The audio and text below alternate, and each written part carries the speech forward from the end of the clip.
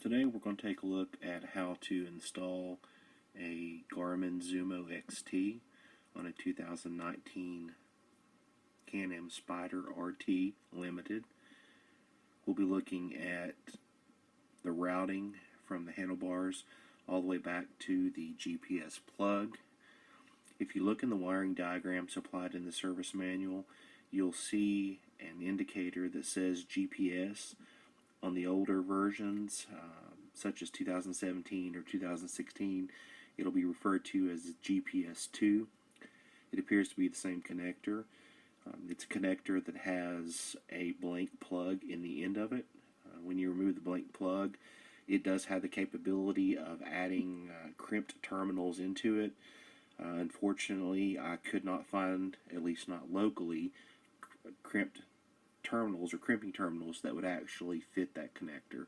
So what I've seen most people do, and unfortunately what I ended up doing, was cutting the connector off completely and splicing in, or actually connecting directly to the wires that I just cut. So we'll go through the videos and see what we can do. Okay, so now I have the bike apart, trying to get the GPS installed. There's a couple things. You got to take off pretty much all the side panels, the mirror and the typical stuff, and then back here, way up under here, there is a bar, and this connector, which I've already taken the plug out of it, is connected to the bar. You don't have to pull it off, it'll slide off. But this is the connector that's labeled as GPS 2 on the wiring diagram. So in order to install the Zumo XT, what I've done is popped off the center piece here, and I used just a random black cable that I had, and I taped the end of the Zumo connector to it. So I fished the black cable down through, which came out in this area here. You can see the black cable there. I taped the Zumo on this bottom end, and then I pull the cable back up through to pull the Zumo connector up through. The plan is to route the Zumo connector along this existing wiring, secure it to the wiring, bring it up, and then secure it where this came from on the bar and put it in this plug.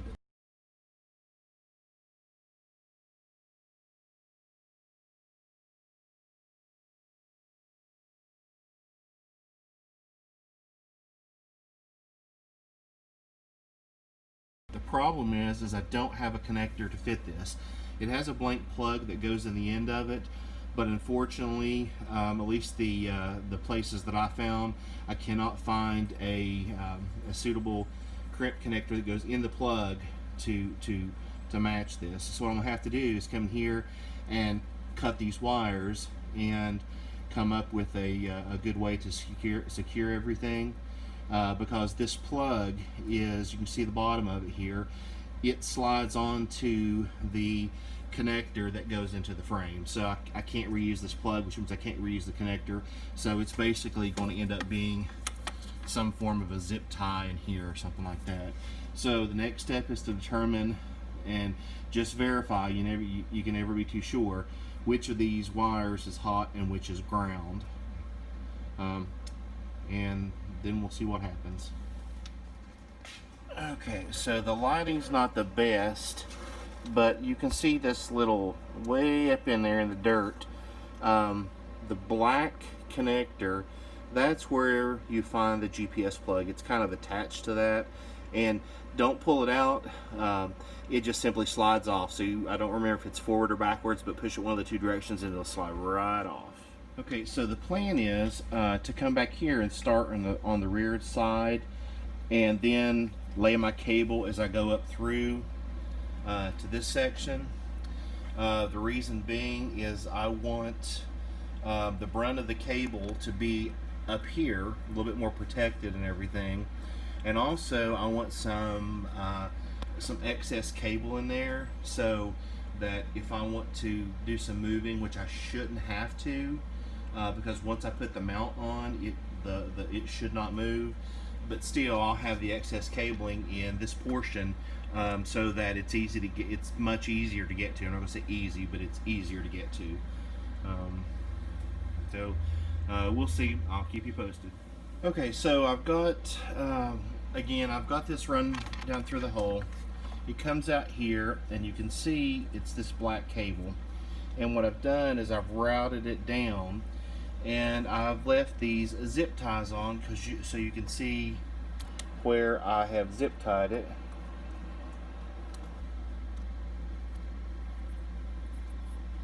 There. Down here. Followed the existing frame and where the rest of the wire harnesses are.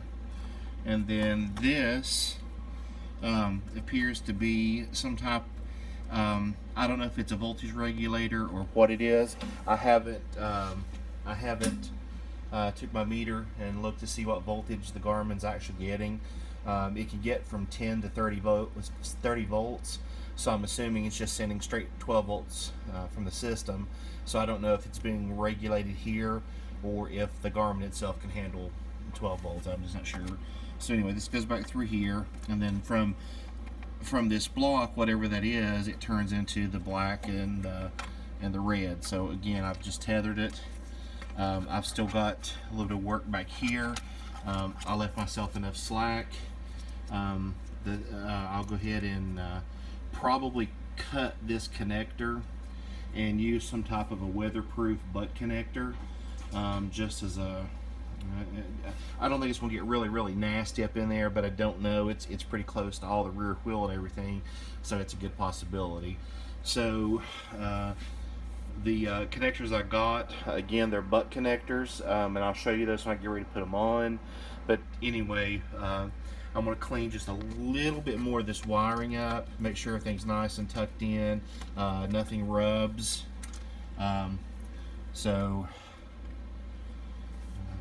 That's about where we're at the moment. Okay, so as a test, what I did was, once I opened the wires on the GPS connector, I went ahead and made sure with my multimeter to see which is hot, which is ground. Like I said, again, you never know. This should be standard. There should be no issue with it. The black, as you can see here, this is the one that's the ground that goes to the tank.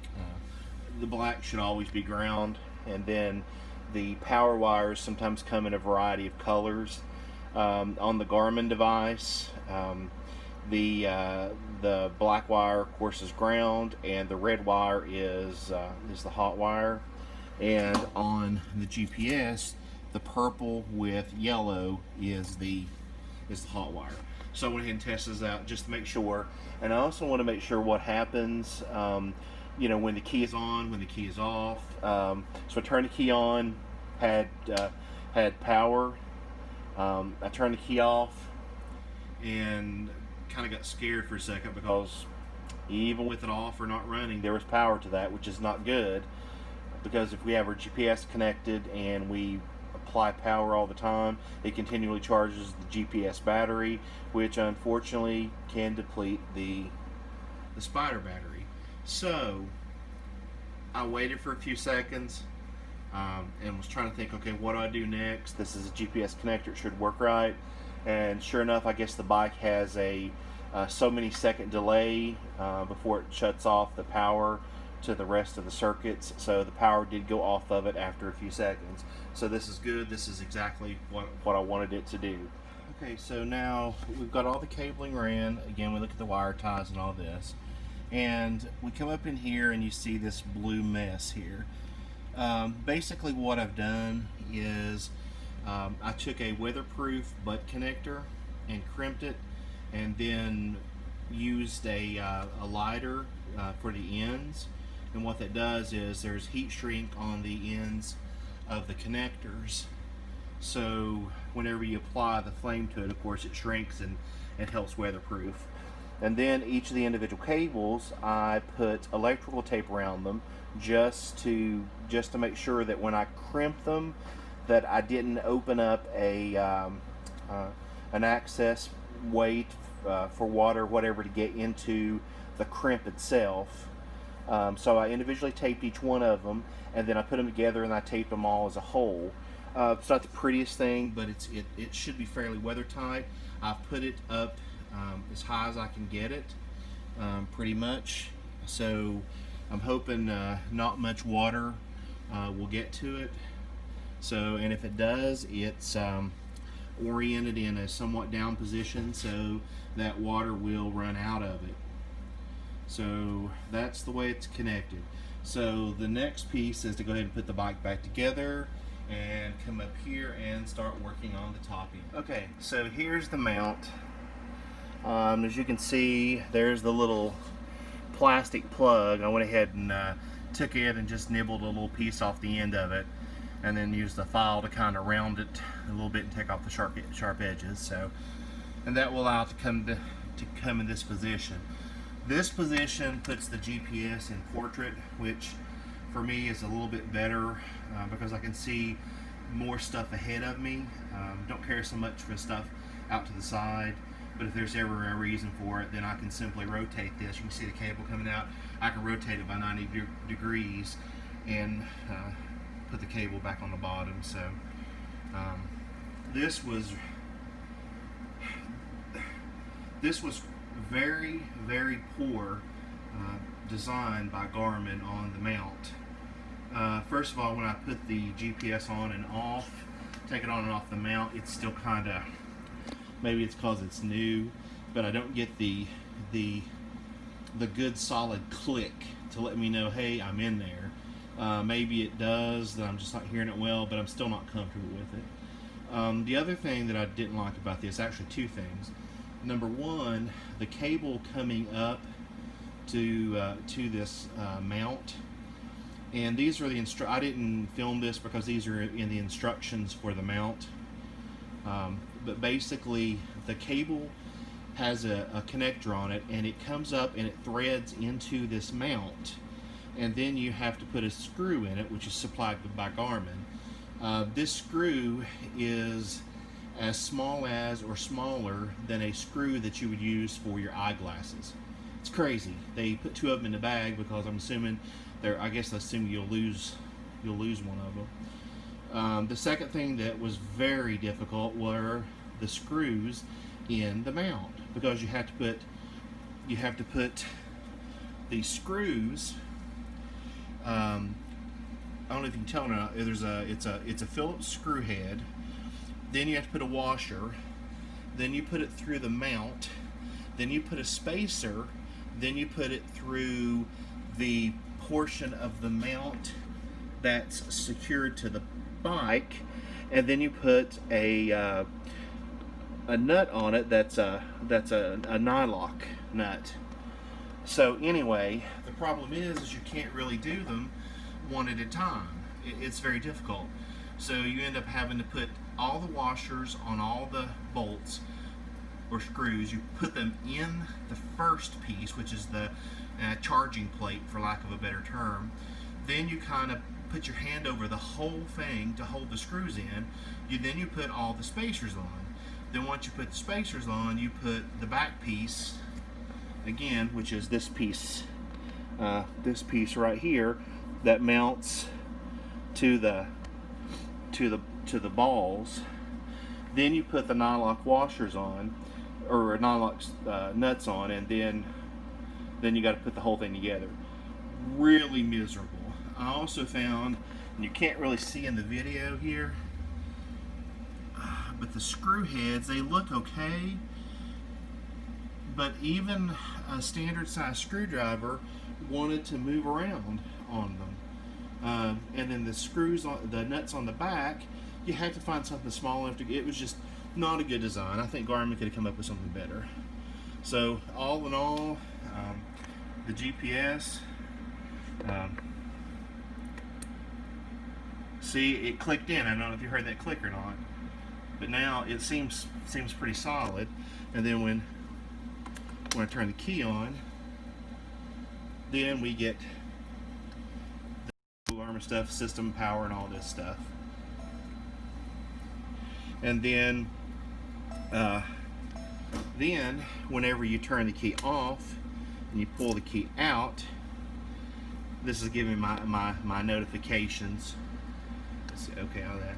So I just took the key out of the bike. You can see on the dash, the lights are still on. So it takes a few seconds. Once the lights on the dash go off, I'm not sure what the count is, 30. And the device comes up and says, hey, so the external power is gone, so I'm going to check for updates, and then I'm going to shut down. So having this connected to that GPS connector, the GPS2, I'll put this in the video, a picture of it, so you can kind of see what I'm talking about. It's in the service manual. But all in all, I think it works very well after it's done. The installation was pretty straightforward. I think BRP could have done a little bit better job with a connector by providing some type of crimp terminals that will work with the connector. But unfortunately, the videos I've seen, that's not the case. I think if you buy the $200 and some kit to put a GPS in, then maybe you get the proper connectors. But unfortunately, I wasn't willing to pay that. So, well, that was my installation. I hope you enjoyed it. Thanks.